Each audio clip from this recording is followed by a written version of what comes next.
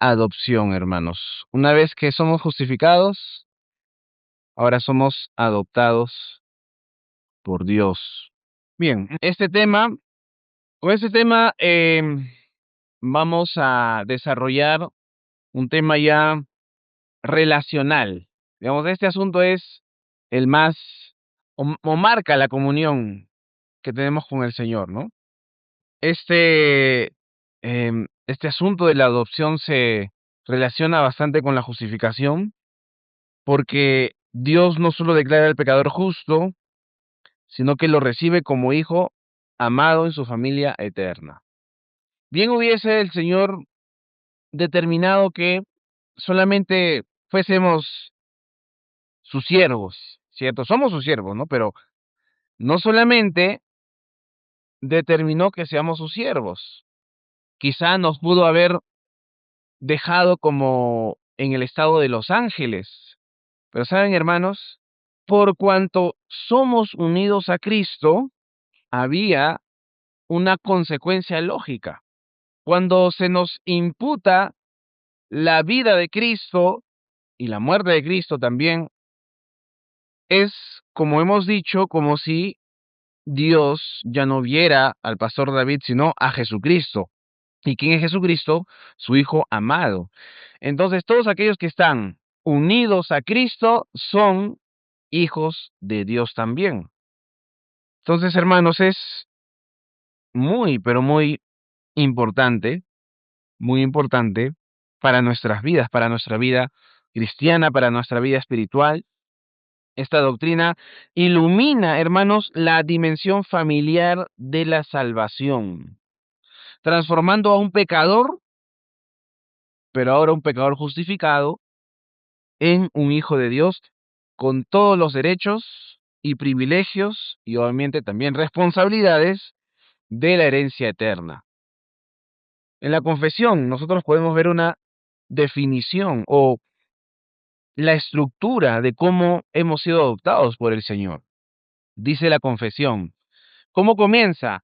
A todos los que son justificados. Nadie que no haya pasado por la cruz de Cristo no puede llamarse hijo de Dios.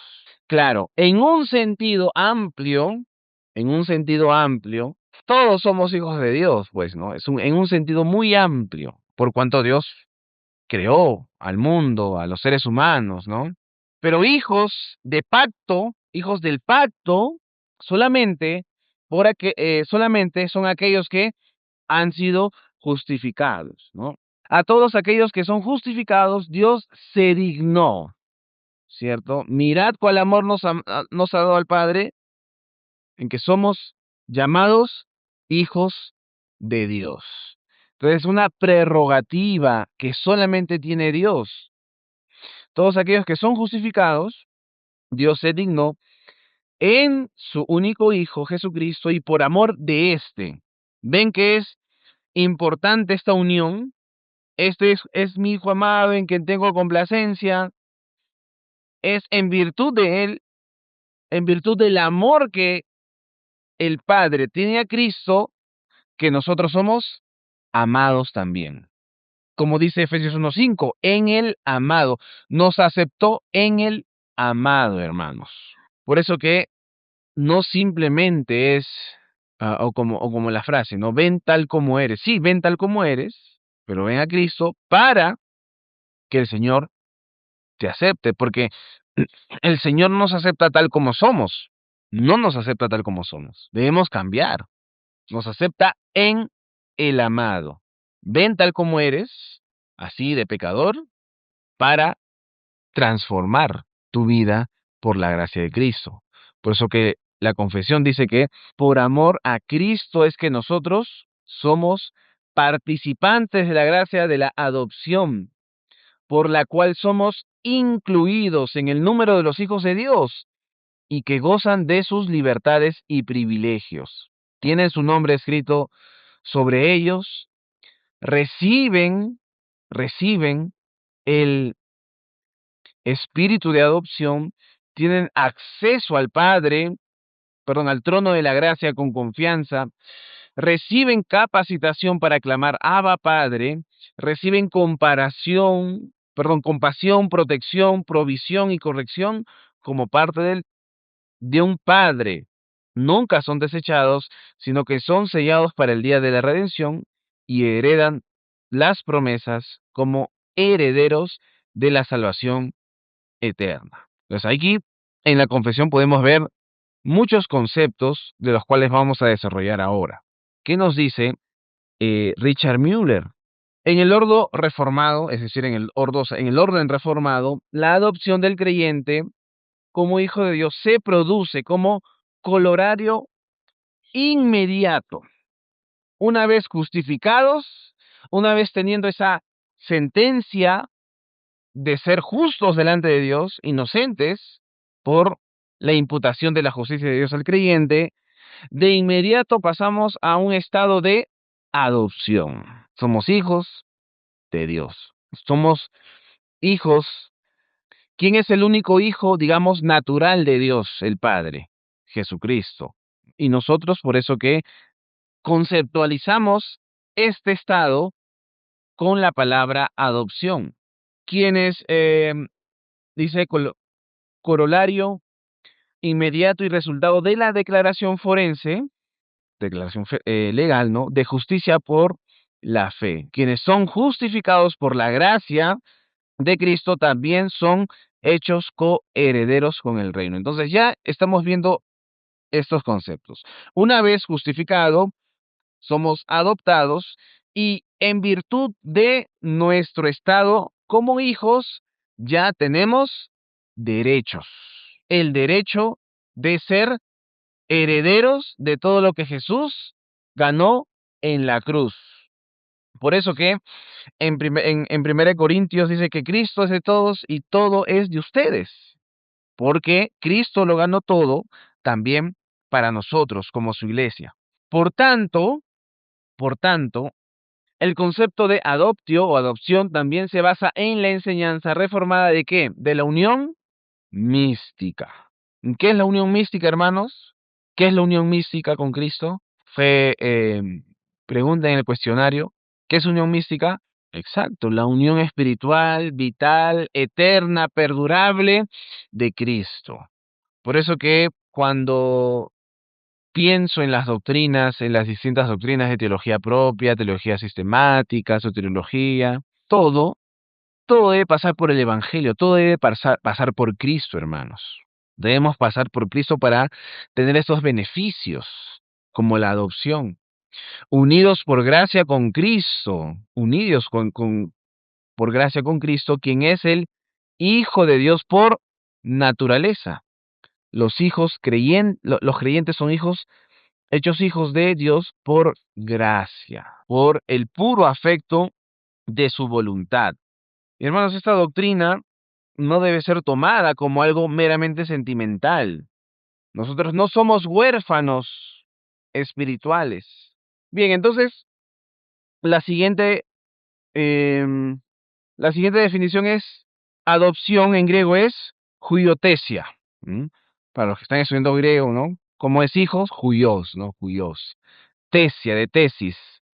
Hijos colocados, o mejor dicho, colocación como hijos. En el contexto romano implicaba una herencia legal plena para el adoptado.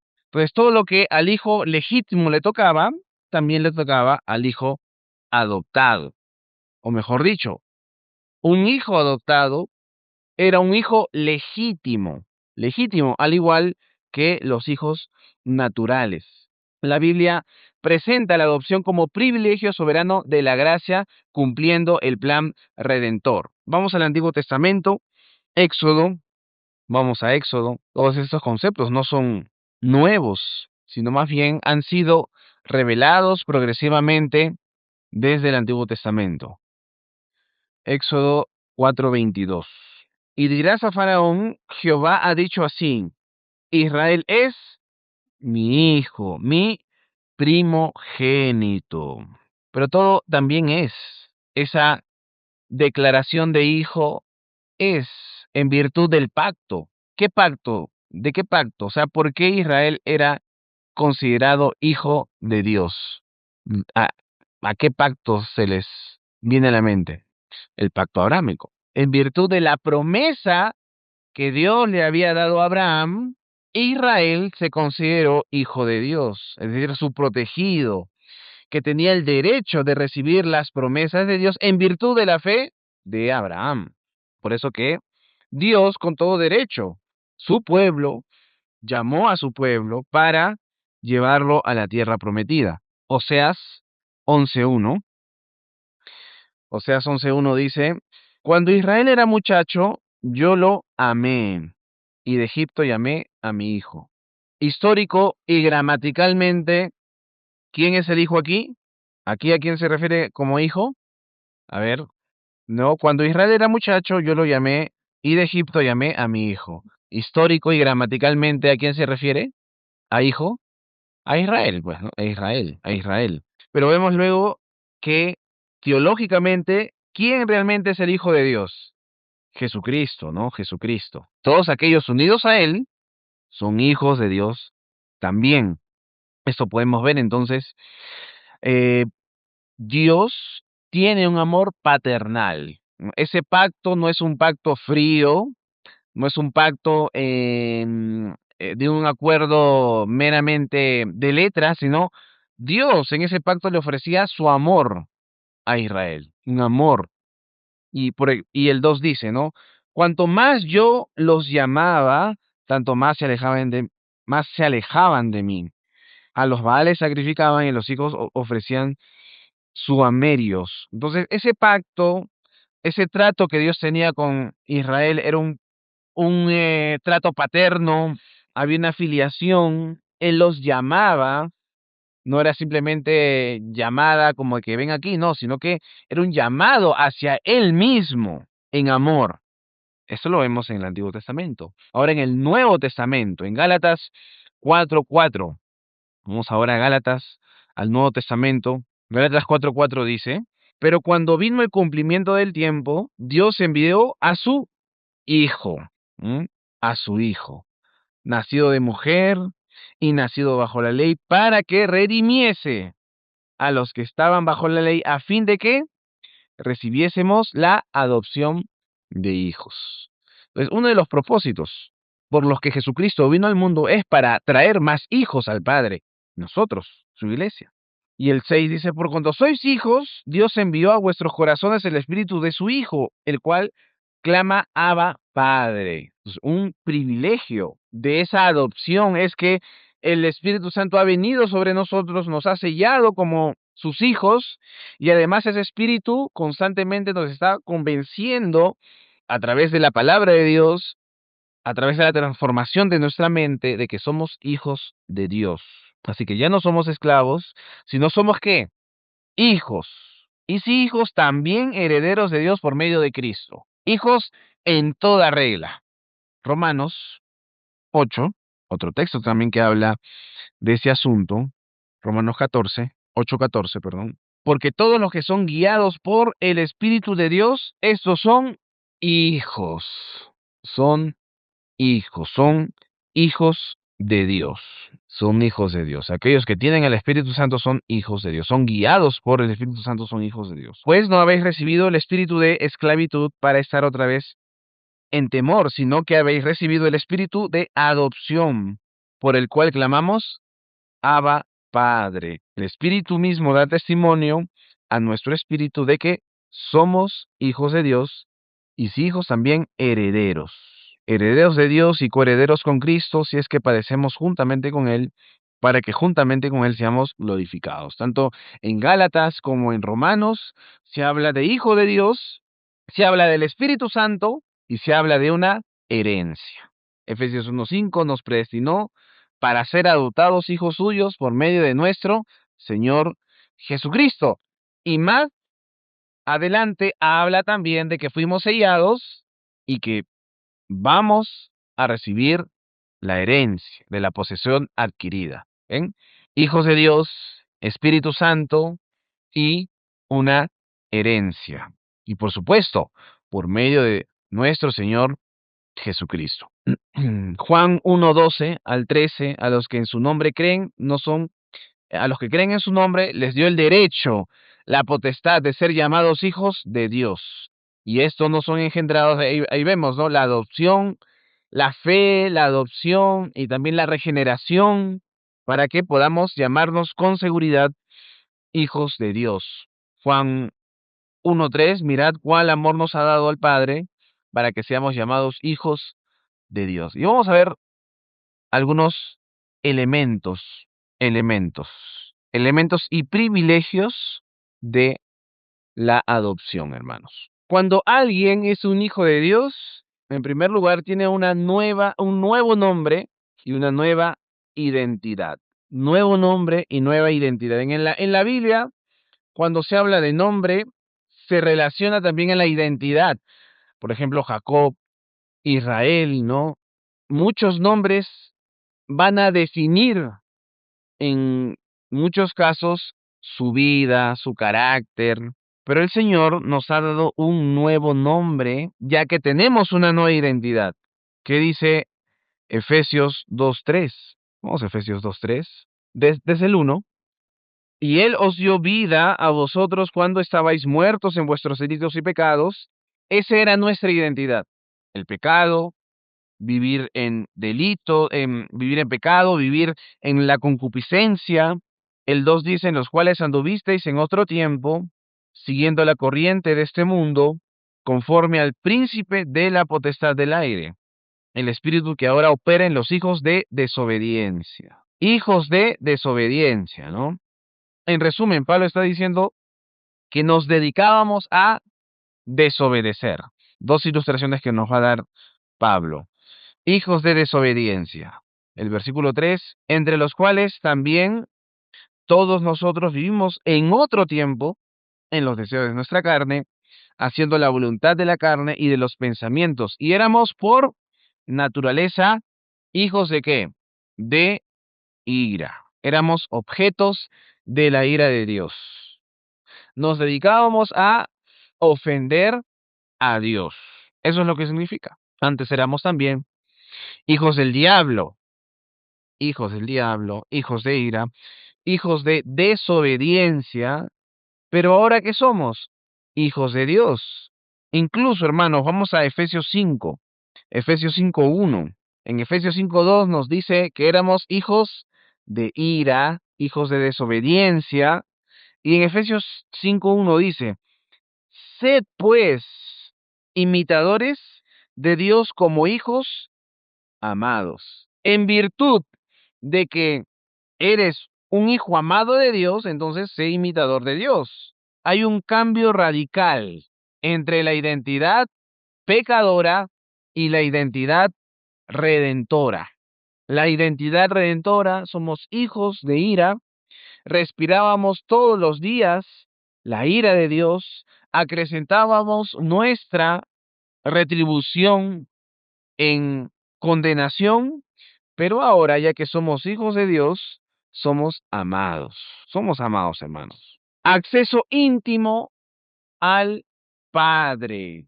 Nadie tiene acceso al Dios del cielo, sino solamente sus hijos, aquellos que oran impíamente, siendo impíos, siendo pecadores, no son escuchados de manera favorable ante, ante Dios. En las Navidades, en el Año Nuevo, cuando visitamos a nuestras familias, ellos dicen, wow, voy a agradecer a Dios por todo este año que me ha ido bien, o de repente le ha ido mal, pero aún le pide a Dios, sin la mediación de Cristo. ¿Ustedes creen que tiene ese acceso íntimo, verdadero al Padre? Por supuesto que no, no es así.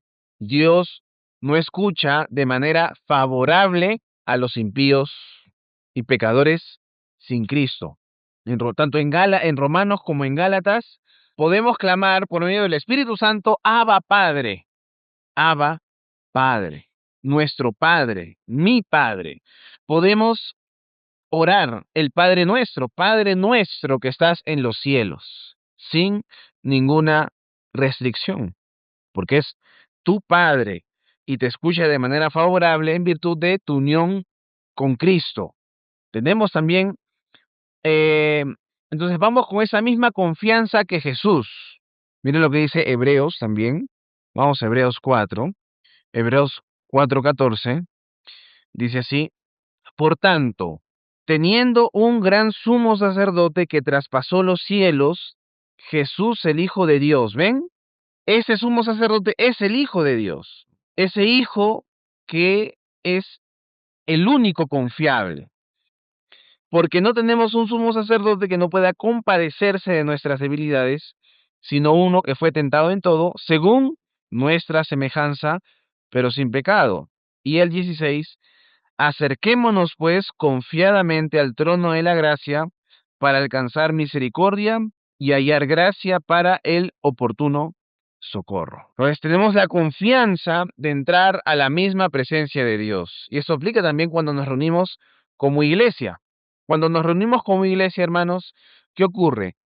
Dice, cuando dos o más estén reunidos en qué, en su nombre, esa reunión, ese culto tiene la aprobación de Dios, porque es el pueblo de Dios por la unión con Cristo. Entonces, cuando ores, considera esto.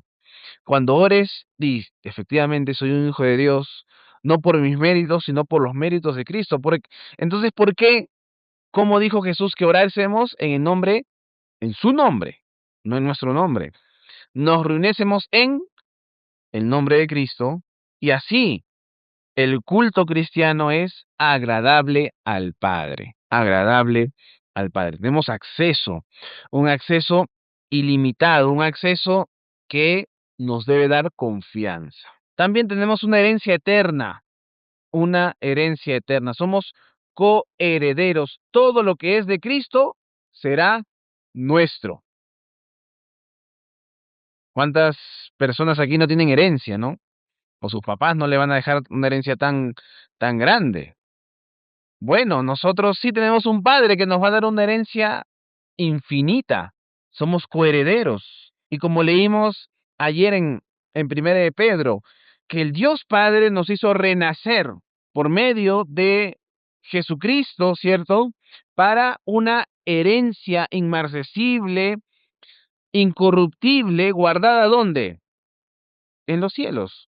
¿Por qué tú puedes decir que tienes una herencia segura? Porque eres un hijo de Dios. Eres un hijo de Dios. Y Dios siempre cumple sus promesas. Todo lo que el Padre le ha prometido al Hijo se cumple también en la iglesia.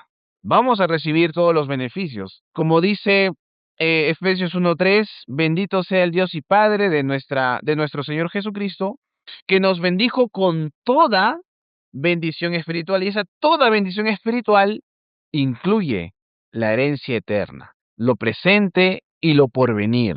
Tenemos una herencia eterna, todo lo que Cristo ganó. Cristo ganó salvación para nosotros, es para nosotros. Cristo ganó la justificación para nosotros, es para nosotros. Cristo nos ganó el derecho de hacernos llamar hijos de Dios, entonces heredamos esto y con confianza entramos al Padre. También, hermanos, tenemos el privilegio de ser disciplinados por Dios. La disciplina, hermanos, es una marca de nuestra adopción.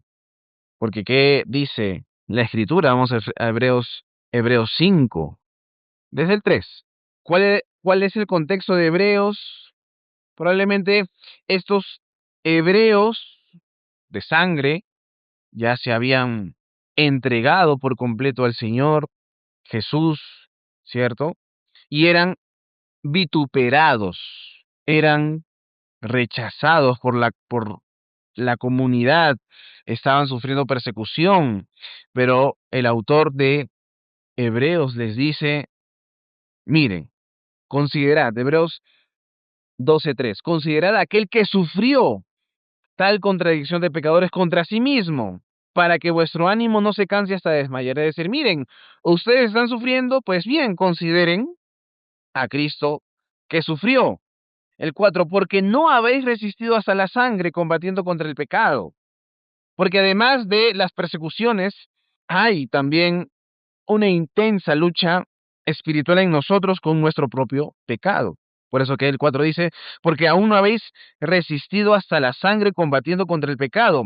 El 5, y habéis ya olvidado la exhortación que como a hijos se os dirige, diciendo, es decir, esta exhortación es para los hijos de Dios y no deben olvidarlo, porque es una marca. Hijo mío, no menosprecies la disciplina del Señor, ni desmayes cuando eres reprendido por Él, porque el Señor al que ama, ¿qué hace? Disciplina. Si tú eres un hijo de Dios, vas a ser disciplinado, con distintas pruebas, con eventos en tu vida, porque no menosprecies la disciplina del Señor, ni desmayes cuando eres reprendido por Él, porque el Señor al que ama disciplina y azota a todo el que recibe por hijo. ¿Quiénes son aquellos que necesitan disciplina? Aquellos que están madurando, aquellos que están creciendo, aquellos que tienen que ser corregidos. Si no, hay dos opciones, ¿no? Hay dos opciones. Si tú de pequeño no has sido corregido, o es uno, no has tenido papá, o segundo, tu papá ha sido muy negligente, porque la disciplina es algo bueno. O tu papá es muy malo, o simplemente no has tenido papá. Dios es un padre perfecto y nunca nos va a dejar sin disciplina.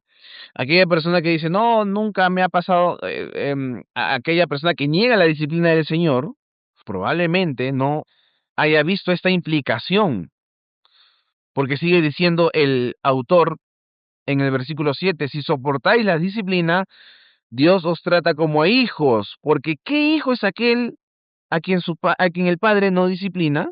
Pero si se os deja sin disciplina de la cual todos han sido participantes, entonces sois bastardos y no hijos. ¿Qué es lo peor que a alguien le pueda ocurrir, hermanos? Es que Dios lo entregue a su pecado, que Dios no te estorbe en tu pecado. Hermanos, que el Señor siempre ponga esos cercos de gracia para no ir y perdernos. Aquella persona que dice, Dios, déjame hacer lo que quiera, y el Señor lo deja, es una es un gran juicio. Pero saben, nosotros como hijos de Dios, el Señor tiene una vara que es infalible, una vara en la que el Señor constantemente nos está haciendo crecer. No somos bastardos, tenemos a un Padre presente, muy presente. Y no solamente es un Padre presente, sino también es un Padre bueno. El 9.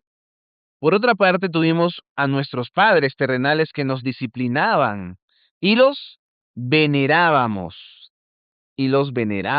¿ven?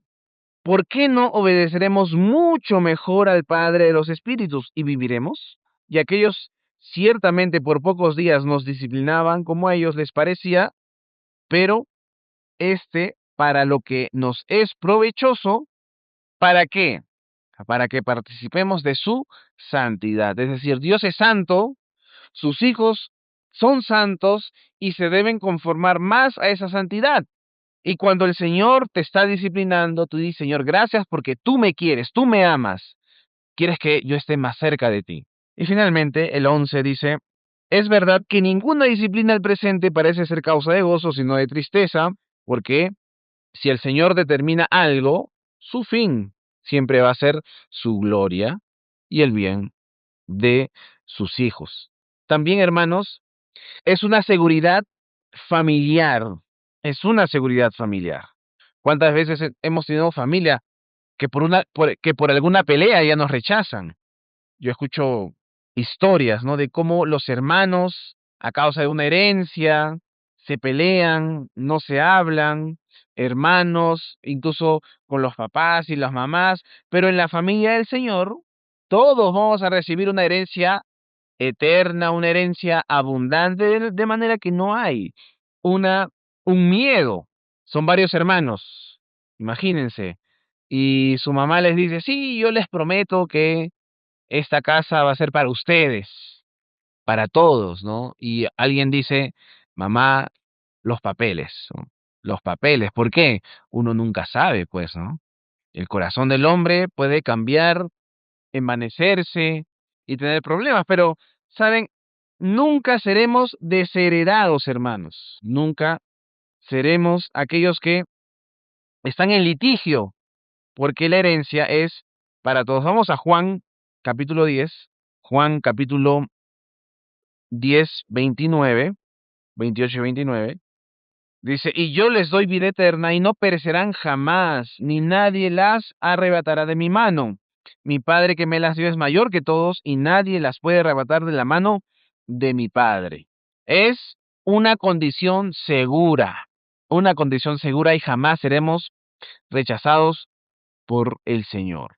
Y además, también es una comunión fraternal, es una comunión fraternal. Todos los creyentes somos hermanos y hermanas de la misma familia. Somos hermanos de la misma familia. Y es por eso que independientemente de la denominación, cuando alguien es tu hermano, estréchale la mano, abrázalo y agradece al Señor por esa persona. Agradece al Señor. Esto nos estimula una bonita catolicidad, ¿cierto? Como iglesias tenemos la responsabilidad de tener en la medida de lo posible, en cuanto dependa de nosotros, tener buenas relaciones con todas las iglesias. Las diferencias doctrinales son importantes, por eso que hay que siempre marcar cierto límite. Charles Spurgeon decía, decía, hay que poner los muros lo suficientemente altos como para marcar las diferencias, pero no lo suficientemente y lo suficientemente bajo como para extender la mano a los demás.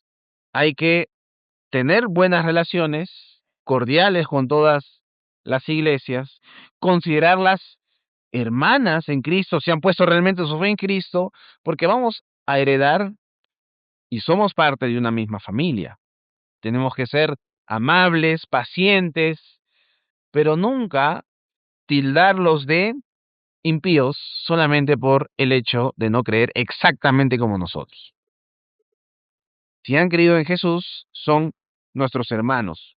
Entonces, la adopción, hermanos, no es lo mismo que la regeneración, ¿no? La regeneración nos da vida, la adopción nos da esa posición de hijos. Tampoco la adopción no es lo mismo que la justificación. La justificación quita la culpa, nos viste de justicia, y la adopción nos da los derechos y privilegios de la familia de Dios. Vamos a ver algunas implicaciones prácticas, hermanos. Por ejemplo, la oración. En la oración, cuando oremos, tenemos que hacerlo con confianza, ¿no? Recuerden, Padre nuestro, que estás en los cielos, ¿no? Es nuestro Padre. Y Él nos dice que pidamos. Y si Él nos dice que pidamos, hay que hacerle caso, pues, ¿no? Y con toda confianza Él nos va a dar lo que vamos a pedirle según su voluntad. Nuestra identidad principal ya no es lo que hacemos, sino quiénes somos, y en virtud de quiénes somos, hacemos. Ustedes se dan cuenta, por ejemplo, las epístolas de Romanos, la epístola de Efesios, Colosenses y la mayoría de epístolas de Pablo comienzan con la identidad que tiene el cristiano. Si ustedes leen Efesios, por ejemplo, no hay, del capítulo 1, 2 y 3, no hay una sola orden, excepto la de recordar lo que éramos antes. A partir del 4, Pablo comienza a ordenar, ordenar y ordenar, a dar imperativos, imperativos, imperativos. Prácticamente está diciendo, ustedes son esto, recuerden, tú eres hijo de Dios. Por lo tanto, imita a Dios como un hijo amado. No nos convertimos en hijos de Dios por lo que hacemos, sino por lo que hizo Jesucristo. En momentos de duda, hay que recordar, si soy hijo de Dios, soy heredero. ¿Estás dudando de tu salvación? ¿Has dudado alguna vez de tu salvación? Te recomiendo leer el capítulo de la seguridad de salvación de la confesión que nos ofrece, ¿no? Hermanos, somos hijos del Señor.